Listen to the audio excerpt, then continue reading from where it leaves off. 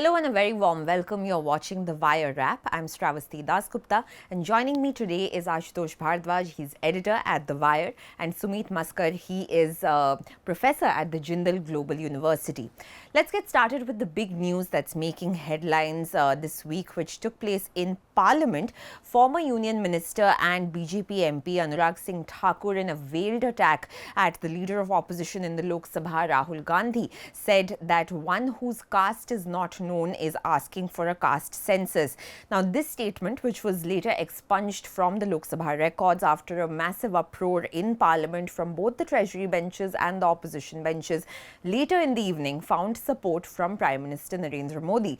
Now, Modi went ahead and tweeted that speech, which was expunged from parliamentary records, which later led to the Congress filing a notice for a privilege motion against Modi. Now, remember, during the Lok Sabha session, I just want to tell our viewers, Anurag Thakur made it clear that he did not name anybody. He said that I have not taken anybody's name, but koi khada hoke jawab de diya.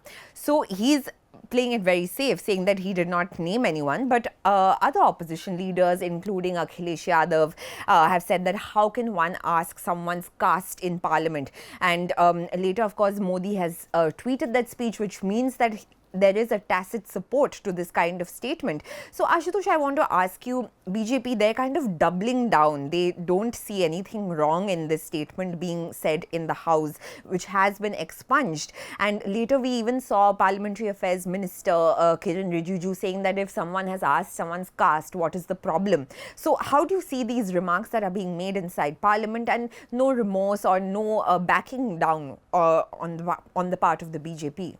See, the entire controversy, and all these remarks, they reek of a particular caste privilege, which only the BJP can afford. Let us be very clear about it. The way he asked the caste, right? Jiski jati ka pata nahi, right? So he might not have named anybody, but that does not lessen the offense that he is committing. In the parliament, he is making a hugely derogatory casteist statement. It does not matter at all that whom it is directed to. We can say even that it is directed to the entire parliament, the entire opposition MPs who are sitting there. Number one, the way, this is one. Second, the way they are defending it, the way they are trying to circumvent the entire argument by saying that this is a legitimate question, we are only asking the caste. They are even comparing it with what Rahul Gandhi had been asking earlier. That's even more ridiculous. Please understand, he is not asking the caste. He is making a sarcastic remark about somebody, that as long as your caste, we are not aware of your caste, what is your locus standi, how can you ask for caste census? This is this caste mentality which needs to be underlined, which needs to be called out. So there is a distinction between when you are asking, if you are part of a caste census, as a caste, as an official, if you are going somewhere and asking for somebody's caste, you're not insulting that person. There was a deliberate insult that was implicit in Anurag Thakur's remark, and the way Prime Minister himself has come out to spread it, to amplify it, that is all the more deplorable. Sumita, I want to ask you, observers, of course, are saying after the Mhm, 2024 Lok Sabha elections that a large part of the result of the 2024 mhm, elections, which saw the BJP getting downsized mhm, in parliament, was because of the results in UP, mhm, where its seats came mhm, down from 62 to about 33. And that was being attributed by many observers to the mhm, PDA narrative that was led mhm, by the Samajwadi Party. Now, the Congress has been talking about caste census mhm, throughout the course of the mhm, Lok Sabha election campaign. But the BJP and the Modi's approach has been never to backtrack. So, do you see this negatively impacting the BJP, this particular mhm, rhetoric that they are strong arming through in parliament and outside at this point? Do you think that the BJP has not learned any lessons and they are mhm. refusing to backtrack? Will that affect them negatively in your opinion? See, as far as the issue of caste, and instead of saying caste census, we can say caste in census, because it's just adding one extra column to the wide ranging information that is being collected by the census. So the point is that whichever party has been in power has been uncomfortable with the census, including the caste column. And so BJP reacting in this manner is not surprising. Now the trouble is to what extent adding caste to the census is going to actually trouble them in future.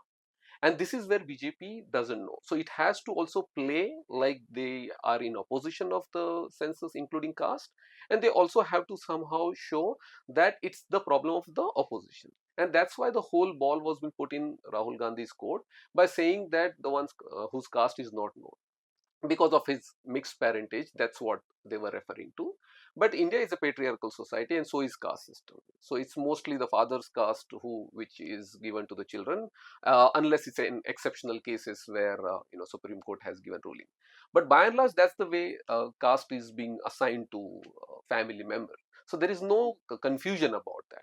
And second part, I don't think BJP itself is worried that much, honestly speaking, because one of the biggest constituency that would like to have caste included in the census is OBC community, and that itself is not that politicized to the extent that they really think that caste should be included in census, and therefore it is not.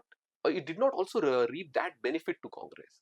So yes, the demand is important for Congress and opposition parties in UP and Bihar, but at the same time, these are not the most politicized communities that they think that the census is absolutely important. If that was the case, BJP would have gone ahead with that. Just to build on that, Ashutosh, I want to come back to you. The opposition is, of course, trying to champion the cause of the backward caste, and a lot is being said about the 2024 elections. And Rahul Gandhi has once again reiterated in Parliament in this session that caste census will be passed if they come to power. But does the BJP have actual reason to worry, as Sumit is saying? Because while the upper OBCs like Yadavs have shifted towards the India bloc in this election, the in states like UP and Bihar, but the BJP's hold on the EBC castes have remained as it was. So does it have reason to worry? BJP's worry is that somehow BJP does not want the caste equation to come out in as many numbers. BJP wants it to remain under wraps, because the moment it is revealed, that's what the BJP believes, the moment it is revealed that these are the very people to whom they voted for, that may erode some of its base. But let me point out to the fundamental contradiction in BJP's stand. Couple of years before, the same government, the BJP government at the center, they undertook a livestock census, right? Pashu Jangarna. In that livestock census, there's a particular column for caste for the head of the family. Now, I agree that livestock census is not for the entire country, because there are many families, like for instance mine, perhaps yours also. We do not have any livestock, so they wouldn't come to me. But nevertheless, there are many families, several million families, whose caste data the central government always has. So it baffles me that if the same government continues to sit on the caste statistic, caste data, very fine details of a large number of families, and yet it is developing cold feet when it comes to gathering the full scale enumeration of these castes. So that shows a contradiction in BJP's stand here. Also, if you're talking about the contradiction, one can also talk about the contradiction in the Congress, because which is a point that is being raked up by the BJP also. Like, just to go back to this week in Parliament, Rahul Gandhi showed a picture of Nirmala Sitharaman during the halwa ceremony, the customary halwa ceremony before the budget, and he said, how many SC, ST, OBCs are in this picture? Nobody. So at that time, if you remember, Nirmala Sitharaman was shown holding her head, that, oh, just to kind of signify that, oh, why are you bringing caste into this as well? But the argument that many people who are advocates of not bringing caste into this would be that the senior bureaucrats who are in power right now, who are in positions of power right now, have come up through the ranks in the UPA years, and it's not the BJP's fault that there is no one in this position of power. How do you see this argument? See, one of the criticisms, of course, there can be many, but one of the ways to look at this whole halwa kind of situation is that whether a budget takes care of different groups in the country or not, all vulnerable groups. So the point that I think Rahul Gandhi was trying to raise rhetorically was that you need representation, because that will ensure that each constituents is taken care of. Now, it doesn't mean that you always need those groups there. As long as the budget is taking care of the needs of different groups in the country, then that's a representative budget. So it was about representation.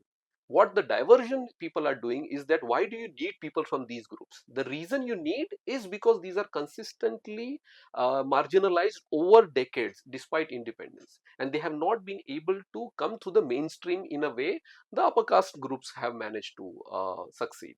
And that is a criticism that will always be there. Now, what is the way out? One way out is you actually put people from these different groups and they will make the budget, or you actually make sure that irrespective of the fact whether there is representation or not, you make sure that budget actually is representative.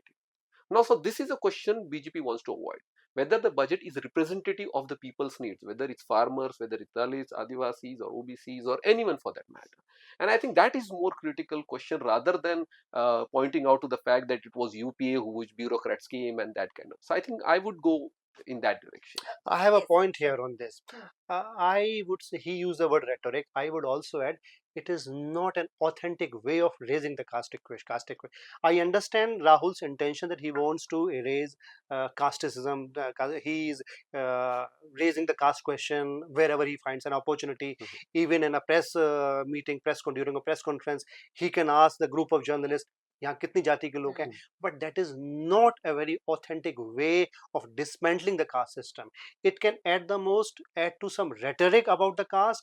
The caste system is far deep rooted and requires far clinical and concentrated efforts rather than raising it in a rhetorical way, in a photographic way, in this way, in this from this platform. Just to add to that, that is one of the main criticisms that Rahul Gandhi is facing, that he is not in a position to understand what has really happened, and he is not the right person to be advocating this.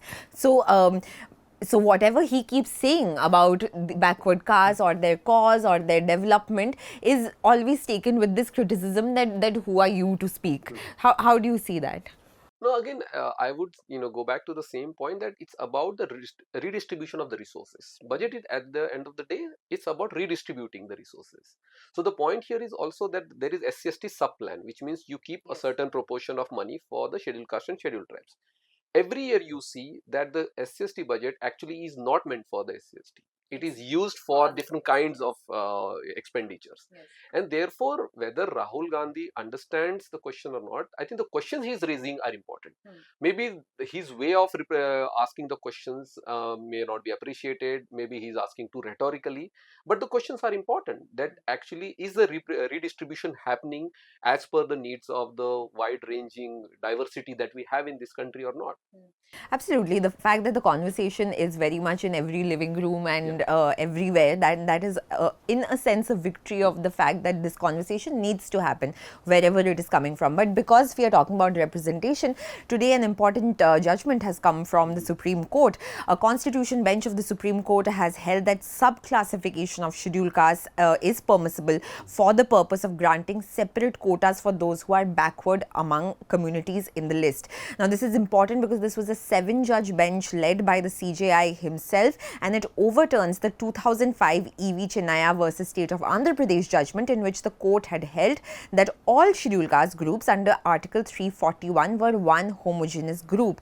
Now, just to expand a little bit for our viewers, to give an example from the judgment that has come today, Justice B.R. Gavai, who was also on the bench, opined that the state must evolve a policy to identify creamy layers among the SC/ST category and take them out of the fold of affirmative action, which is reservations. That is the only way to get true equality, he said. Sumit, how do you see this judgment? Once again, an effort, in a sense, being made to take out the creamy layer. But does a marginal increase in income really amount to absence of discrimination and deprivation over years? No, I mean, Justice Gavai himself has been part of the previous judgment, which has said that just because you have financial improvement doesn't mean that you are exempted from discrimination in the society. But more than that, the point here is that this judgment itself is unconstitutional.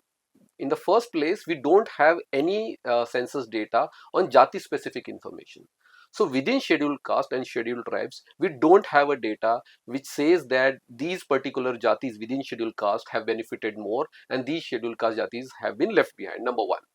And number two, if one of the part of the judgment is says that these are appropriated the benefits, which also assumes that these certain castes which they are assuming the court are so powerful that they can actually influence the government policies.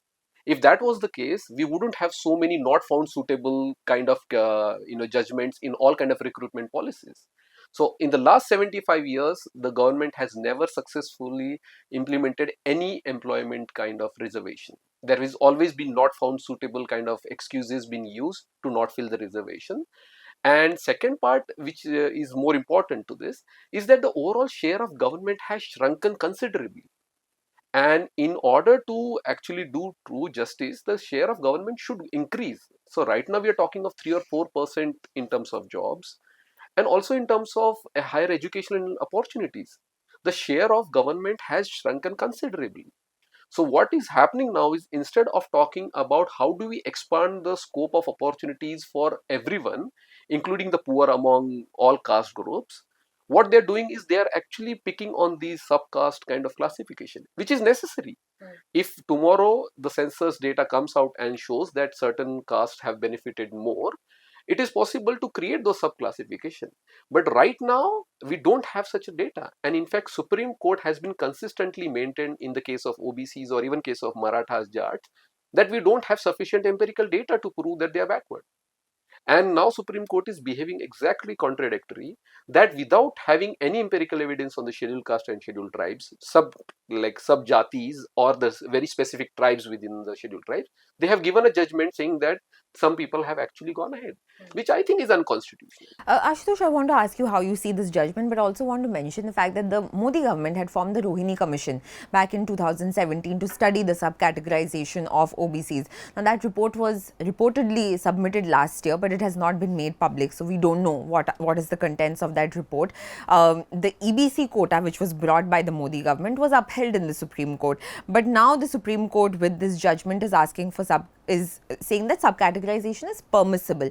So, do you see that now that elections are over, the government is steadily moving towards that direction? Let's try to understand Rohini Commission, you said. Yeah, the report, the findings have not been made public, but some findings are in public detail domain already. What does it say? 95% of the reserved jobs in the OBC community have gone to just 25% of the communities, right? OBC caste. Only 25% of OBC caste have received 95% of the jobs. 987 OBC caste have received zero representation. Zero, I am saying. This is what Rohini Commission's, whatever findings we have. 994 castes have got only 2.68% seats. So, sub-classification, there are two things here. One is sub-classification, another is creamy layer. We may not have actual data, but we have sufficient empirical data to understand, to realize that there are certain communities within a caste, subcaste within a caste, that have taken away a large chunk of the reservation benefits. I give you an example, very concrete example. The tribes of Lahore in Himachal Pradesh, they come under STs, and the Adivasis of Chhattisgarh, Jharkhand and Odisha, they are also under STs. They are Adivasis. The tribes of Lahore and Spiti, they are Buddhist. They have flooded the Himachal top bureaucracy. IS senior IS IPS officers, they are in Delhi, they are in several other posts, where the Adivasis, they are languishing in Chhattisgarh, in Jharkhand and Odisha and many other parts of the country. Do we not need a subclassification? There are two things here. Again, I am emphasizing. One is creamy layer, which excludes the communities, right? Like we have in OBC.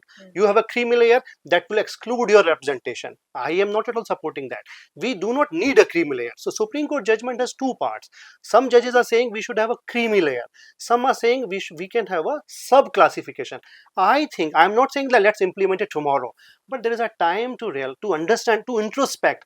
Are there certain castes, certain subcasts that have taken, that were on the forefront of the movement, therefore they get far more, like we have seen in the OBC? These are difficult questions. I think a mature democracy should be able to confront these questions, that the ST benefit, we may not have data, but we know the empirical evidence. And just check who are there, who have taken away all the ST jobs, which ST communities have taken away all the jobs, and where the entire coal belt, where are they languishing?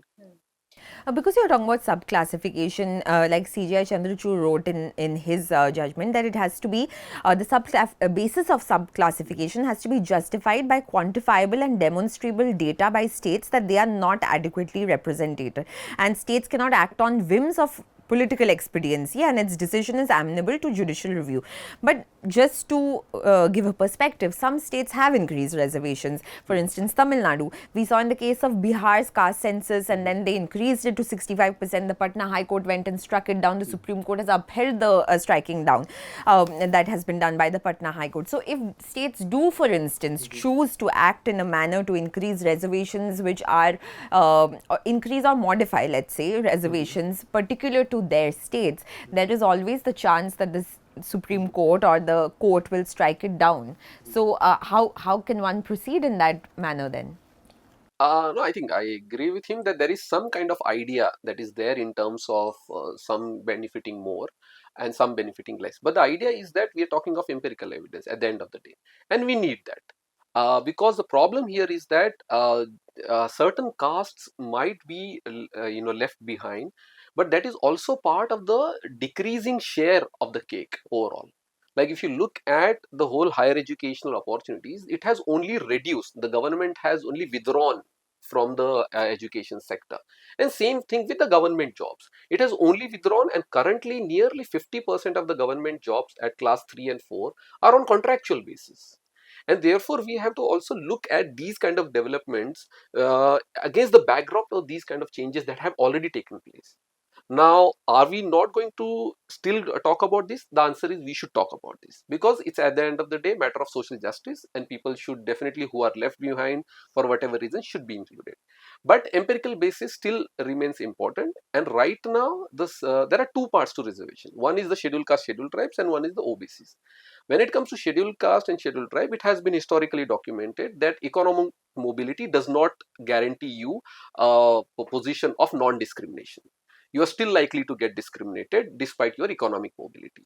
That may not be the case with the OBCs.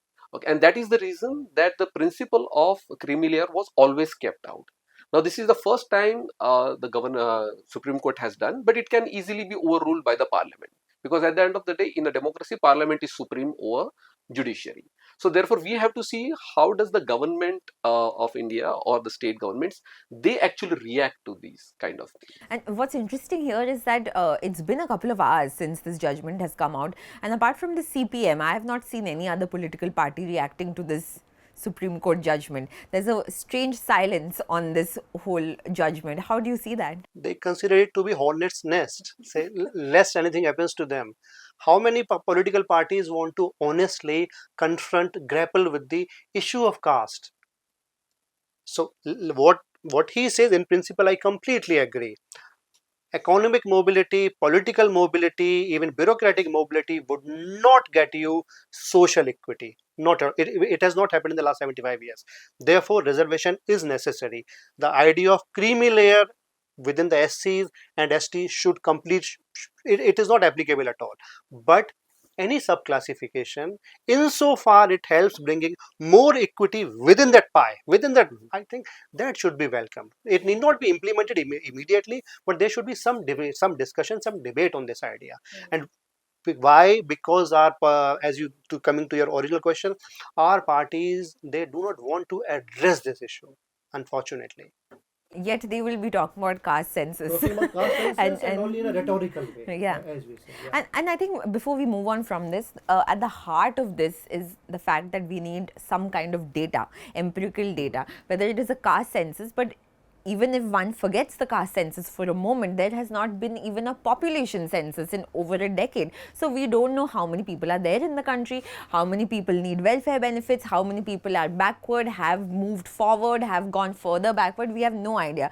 So, and that has not seen any representation in this budget either, because the amount that was dedicated for the budget for the census as well as the NPR is a very marginal increase, indicating the fact that possibly it's not going to be happening this year as well. How do you see that?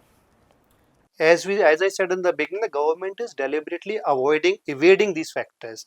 You talk about these issues. We recently did a story on how the budget for Muslims under various heads has been systematically cut. I'm slightly taking the debate ahead to a different marginalized group. The universities like AMU and Jamia Millia, their budget has been actually cut compared to several other institutions.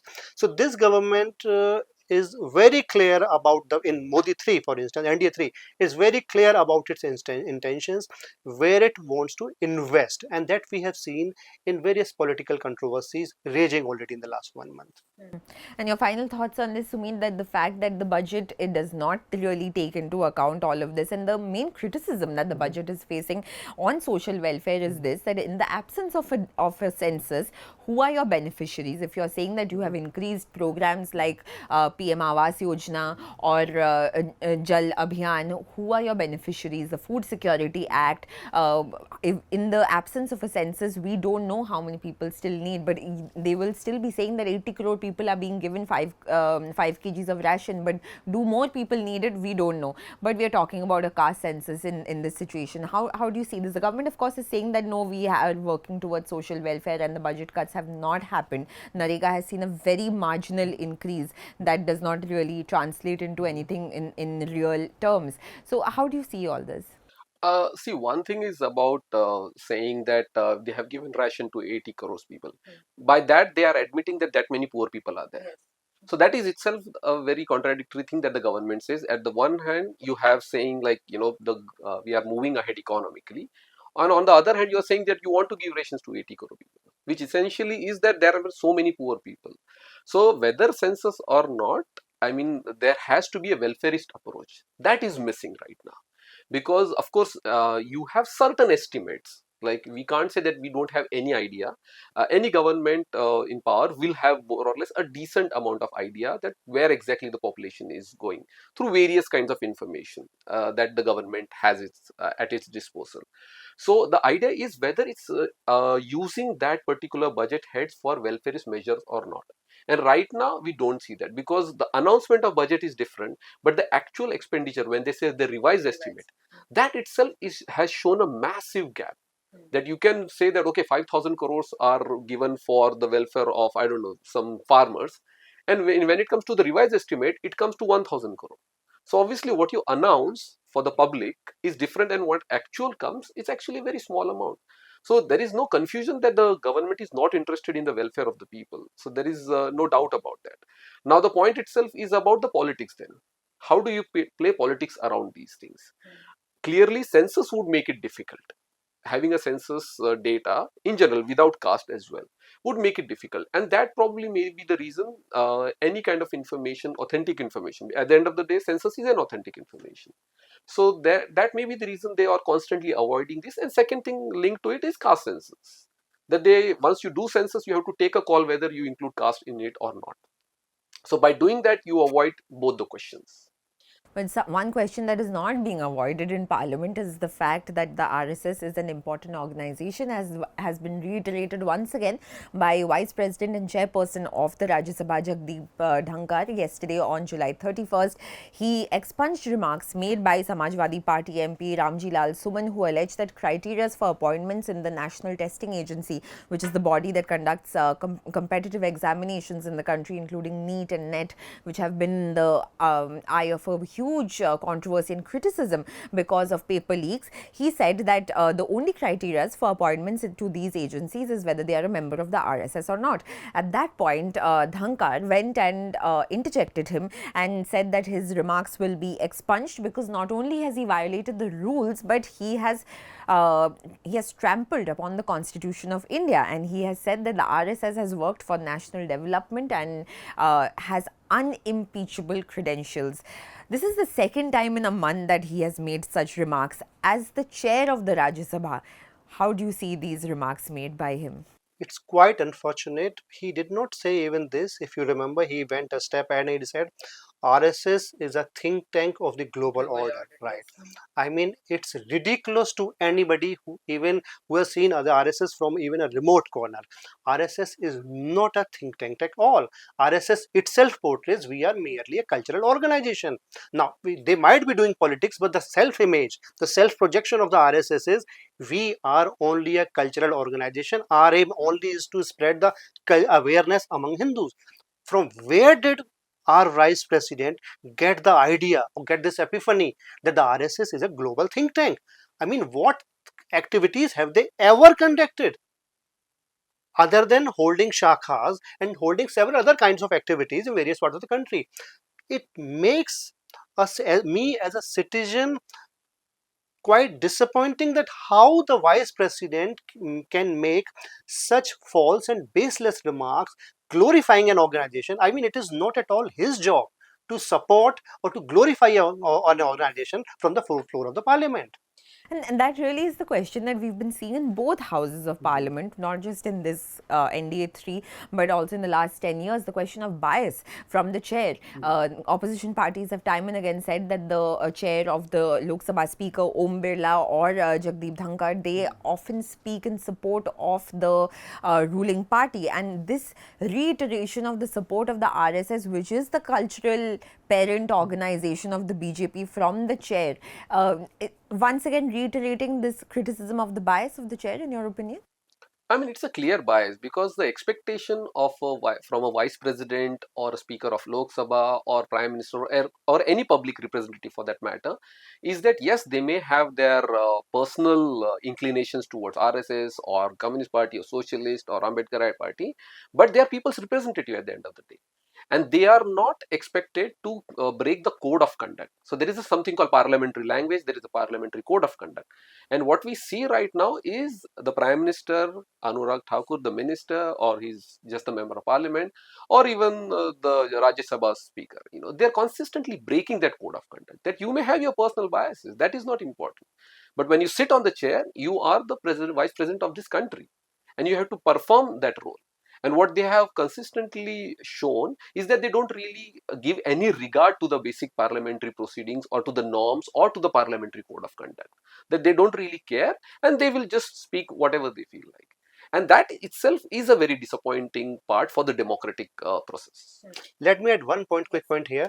One must not forget that the government support of the RSS has come right after when Mr. JP Nadda, as BJP president, said 2 days before the fifth phase of elections, अब हमें RSS की जरूरत नहीं है, हम सक्षम हैं. That there was a time when we needed the RSS, we no longer. So it is not a surprise that after losing majority, after being reduced down to just 240 around seats, now the government has come out in the full support of the RSS. And just to add to that, just earlier this month, the government has removed the ban on government employees from joining the RSS. So that is also an important point to remember. But as the Wire has reported just yesterday, how this decision was taken, those files are still classified. So we don't know how that decision has been taken. And you can perhaps head to the Wire's website and read that report. And finally, before we end, I want to talk about the fact that entire India in many places is facing huge floods, and we've seen that in Wayanad, in floods, over 150 people have died, and a bitter blame game has started between the ruling BJP in the centre and CPM, which is in power in Kerala.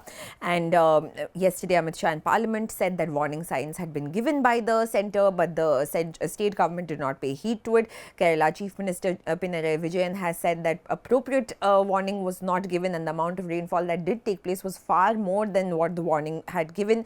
The same blame game is underway in Delhi, which is the national capital. Just a couple of weeks ago, you saw that 3 students died at a coaching center in Delhi after the basement of a coaching center flooded. The BJP has blamed the Aam Aadmi Party. The Aam Aadmi Party has blamed the BJP. Yes, just yesterday's heavy spell of rain in Delhi saw the entire national capital being brought to its knees, and even the new parliament building, which was just built with thousands of crores, saw the roof leaking just this morning. So what really is happening to the infrastructure in our country, Ashutosh?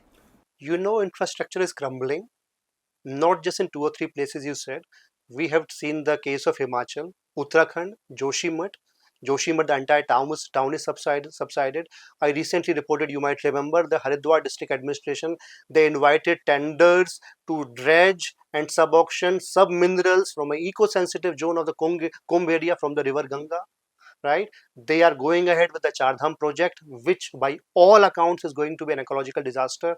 Himachal Pradesh, in Manali and Shimla and several other areas, we have seen infrastructure projects, mega roads crumbling. The time has come that we should realize that the government for the last 10 years, the way they have treated NGOs, activists, environmentalists as Andolan Jivi, that has only spelled even greater disaster for the environment. We must rethink our entire development policy. Do we need a sustainable infrastructure, or the things that have been imposed upon us? And Sumit, just your last thoughts on this. Whenever questions are asked of the government, because Parliament is in session, MPs have been raising these questions about heavy rains and infrastructure and how it's been crumbling. The government's response has always been to pass the buck to the states. But then again, there is an argument of cooperative federalism, which is being eroded by the same very government. So how can India proceed in this tug of war between the center and the states? And on one hand, the center wants to take all parts from the state. On the other hand, when something goes wrong, then they pass the buck to the states. See, this is very interesting, and especially in the case of these big highways. I mean, that is one of the pet project of this government for the last 10 years. And Nitin Gadkari is the one who is the face of this kind of development. Because having these huge, like 16-lane highways, 20-lane highways connecting Delhi to Bombay in like 10 hours, these kind of big rhetoric has been there. But even if we look at those highways, forget about this infrastructure, what unfortunate incident has happened. Even these highways has not sustained like even two rainfalls. Like the Bombay's most celebrated Atal Setu could not even sustain one rainfall.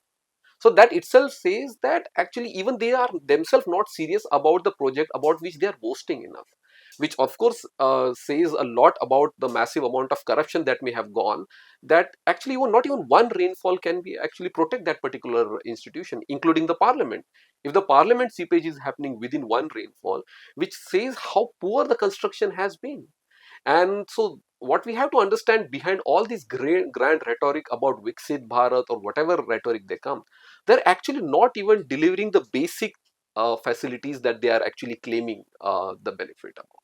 Like this is like something they are boasting about, that these are the highways that we are creating like Germany or USA.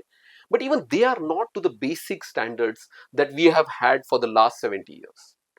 That's right. So we'll keep our eyes on all these developments, how Viksit Bharat is really proceeding. Parliament is, of course, still in session, and we'll bring you all the updates from what's happening over there in our next episode. Thank you so much, Ashutosh and Sumit, for joining us on the Wire app, and thank you to our viewers for watching.